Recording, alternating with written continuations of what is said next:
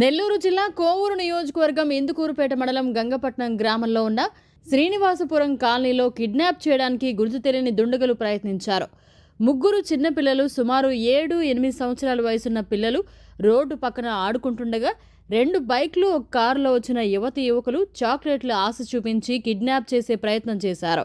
గ్రామస్తుల కేకలతో అక్కడి నుంచి గుర్తు తెలియని దుండగులు పరారయ్యారు. ఈ ఘటనతో పిల్లల తల్లిదండ్రులు భయాందోళనకు గురయ్యారు. సార్ వాళ్ళు 5 గంటలకు మా పిల్లలు స్కూల్ నుంచి వచ్చారు.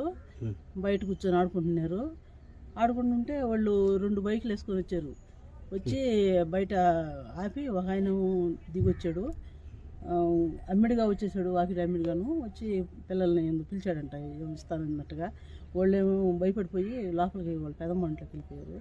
అక్కడి నుంచి మళ్ళీ ఆయన కనపడలేదు అనేసి ఆ ఇంట్లోకి వచ్చేస్తారేమో అనేసి మళ్ళీ మా ఇంట్లో పిల్లలుండే ఇంట్లోకి పరిగెచ్చేసారు. నన్ను కేకలు పెట్టినారు దారిలోనే, నాయనమ్మ పరిగి అన్నారు. నేను వచ్చే లోపలనే వాళ్ళు బండి ఎక్కేసాడు అతను. ఇంకో అమ్మాయి ఏమో దొంగ నరిచింది.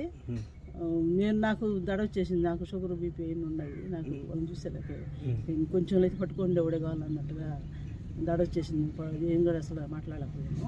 ఒక మాత్రం గొరక వేసుకుంది అనుకుంటాను. అంటే గొరక అంటే మూతికి వేసుకుంది. పేరు నా పేరు జయలక్ష్మి. ఎంతమంది వచ్చారమ్మా? 4, 2 ఆడవాళ్ళు 2 మగవాళ్ళు.